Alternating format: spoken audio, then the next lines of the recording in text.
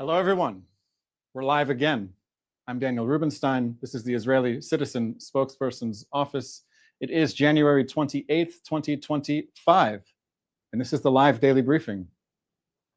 President Trump continues to share his ideas about how the people of Gaza can have better lives than the Hamas government has given them. Gaza is not a desirable place to live. Nobody wants to immigrate to Gaza. After 15 months of waging war against Israel, the Hamas government of Gaza remains the government of Gaza. And Hamas has no plan for how to make life better for the people in Gaza. President Trump said he would like to see Gazans living in an area where they can live without disruption and revolution and violence so much. Here's what everyone should know about the people of Gaza. The goal of most Palestinians in Gaza is to leave Gaza and move to Israel. Most Palestinians in Gaza do not believe that Gaza is their real home. They want to move to Israel and change Israel's name to Palestine. It's interesting that after President Trump suggested that some Palestinians in Gaza should be able to move to Egypt or Jordan and have better lives there than the Hamas government has given them in Gaza, suddenly a lot of people who support the Palestinian goal of no more Israel are now saying that Gaza is the home of the Palestinian people who live there. So this is what it took. Yes, Gaza is the home of Gazans. Their home is not in Israel. If Gazans want to make Gaza great again, it can't happen if they believe that their true home is in Israel. Do you agree? Let me know in the comments.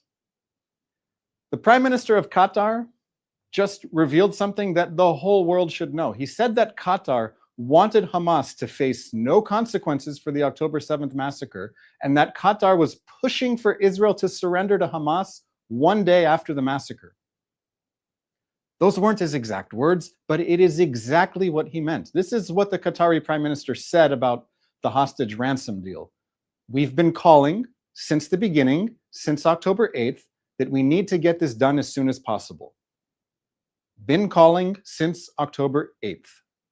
The Qatari Prime Minister thinks that the proper response to the October 7th massacre was to get a deal done on October 8th that would ensure that Hamas leaders would survive what they had just unleashed, that thousands of convicted Palestinian terrorists would be released from Israeli prisons, and that Hamas's army would remain completely intact and would be in a position to carry out another massacre at a time and place of its choosing. That's what Qatar wanted to get done after the greatest massacre of Jews since the Holocaust. Qatar is Hamas's agent. Qatar told Hamas to keep the hostages until Hamas gets a deal that allows Hamas to remain in power in Gaza. I am stunned that I have to be the one to explain this to everyone. Wake up. People are confused about Qatar. Are people under the impression that on October 7th, 2023, Qatari government officials in Doha walked down the street to the office where Hamas leaders were watching Al Jazeera and thanking God for the success of Hamas's invasion and said to them, guys, what you did was really bad. God does not approve of your actions. Release the hostages immediately. Because that's not what happened. At 3:15 p.m. Israel time on October 7th, 2023, long after it was clear that Hamas was carrying out barbaric atrocities and taking hostages, the Qatari Ministry of Foreign Affairs published a statement that said Israel was solely responsible for the ongoing escalation. It's still on the Qatari Foreign Ministry's website. Qatar condemned Israel on October 7th. Again, I don't know why I am the only one saying this. Perhaps you can tell me. A really funny moment happened on Sky News. UNRWA spokeswoman Juliet Touma was asked, can you guarantee that UNRWA is not infiltrated by Hamas? Listen closely to her answer and see if you can figure out what word she does not say. She said, look, we are a United Nations agency that abides according to international reviews by the humanitarian principle of neutrality. The word that she does not use in her answer is yes. She did not say, yes, I can guarantee that UNRWA is not infiltrated by Hamas. That's because UNRWA is infiltrated by Hamas. UNRWA is a Palestinian organization. Its entire workforce is local Palestinians. In Gaza, UNRWA relies on Hamas for security, and Hamas relies on UNRWA for food and supplies. The people who work for UNRWA and the people who work for Hamas are from the same families. Sometimes they are the same people. UNRWA is a Hamas employment service. It should be dismantled, and Palestinians should take responsibility for their own future rather than demand the whole world pay for them to be stuck in the past. If you're watching live now on our social media platforms, I'd be happy to take a few questions. And if I don't get to your questions, you can message me later after it's over. Yes, please. Thank you, Daniel. Our first question comes from Mona on YouTube. Pro-Palestinians claim that Palestinian prisoners are mistreated in Israeli prisons. How are they actually treated? There are many Palestinians who may even have an incentive to want to be in an Israeli prison. They are given all the rights entitled to prisoners anywhere, meals a day, education, and their lives are not just saved, they're insured. We can take one case of Yahya Sinwar. Yahya Sinwar became famous for killing other Palestinians back in the day, also Israelis. He was arrested, tried, put in jail, and in Israeli prison, it was discovered that Yahya Sinwar had a brain tumor, and the Israeli government paid for his surgery so that Yahya Sinwar would be free of brain cancer. Yahya Sinwar was released in 2011 along with 1,000 other Hamas terrorists in exchange for one Israeli soldier. Yahya Sinwar, of course, went to become the head of Hamas and the mastermind of the October 7th massacre. So there's a message to every potential Palestinian terrorist is that not only can you be well treated in an Israeli prison, but one day you may go on to lead the Palestinian war against Israel. Thank you. Our next question comes from Instagram. What's the situation with the displaced Israelis in the north, and how do the changes in the ceasefire with Lebanon affect them? This is a great question to ask the residents of northern Israel themselves what they've been dealing with for the past 15 months. A lot of people are very focused on Gaza right now, and they're completely ignoring that Israel has not just been in a war against the Hamas regime in Gaza, but it's been a 7-front war, and one of those fronts is Lebanon, where the terrorist army Hezbollah opened a second front against Israel one day after the October 7th massacre, and Hezbollah fired thousands of rockets, anti-tank missiles, suicide drones into Israeli towns, cities, and more than 60,000 Israelis who live in the north of Israel along the Lebanese border had to flee because Hezbollah was shooting at their homes, quite literally. Many of these residents of northern Israel are still not moving back to their homes in the north. One reason might be that their home is completely destroyed and they need to find alternative housing.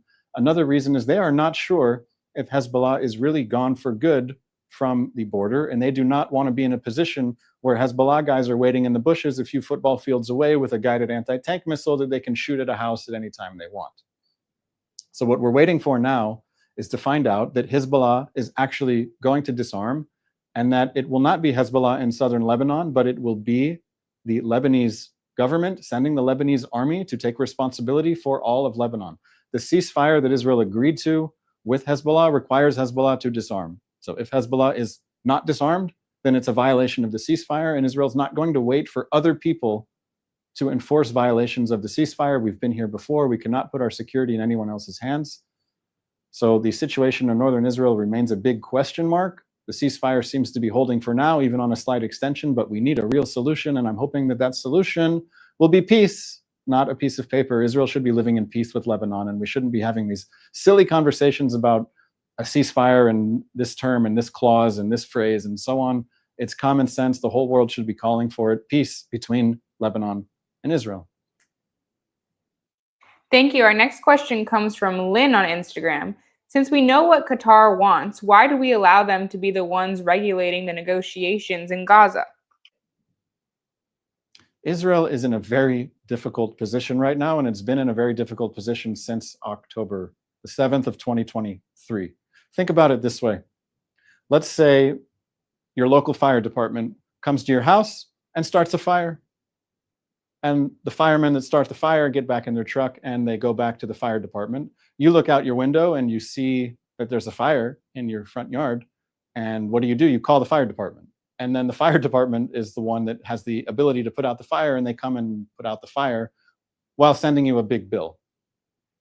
That's similar to what the Qatari government has been doing. They have been fueling the flames and positioning themselves to be in a position to put out the flames. Hamas was based in Qatar on October 7th. Qatar was happy to host Hamas. Israel made the mistake of facilitating this arrangement where Qatar is able to send money to Gaza so that Gaza will have some type of minimum standard of living, that we can buy some sort of quiet. It was a mistake, but Qatar remains in a very strong position as the one that is able to speak to Hamas, to speak to the Americans, and to speak to Israel. It remains to be seen what our relationship with Qatar will be going forward. I'm screaming at the top of my lungs as much as possible about what a problem Qatar is, and I hope that people in Washington, in London, in the United Nations, and in Israel will hear and react accordingly. But in the meantime, Israel has agreed to a phased hostage ransom payment. We're only in phase one. We are trying to get as many hostages out of Hamas terror dungeons as possible, and only after this deal is over, or if it falls apart, or if Hamas breaks it, we'll be able to take a closer look at our relations with Qatar and how we were put in this position in the first place. Thank you. This is our final question. Jesse on Instagram asks, what was your reaction to the spectacle put on by Hamas during the release of the young female soldiers on Saturday? Rage, I would say, would be my response. And I think that should be the response of any moral human being, to watch the way that Hamas paraded its hostages, forced them to appear on stage, paraded them before a crowd of men with guns, masks. It was a final attempt to torture them, to intimidate them before releasing them in exchange for 50 terrorists apiece. So in exchange for those 4 women, 200 Palestinian terrorists are released from jail. I'm very happy that these 4 women are home.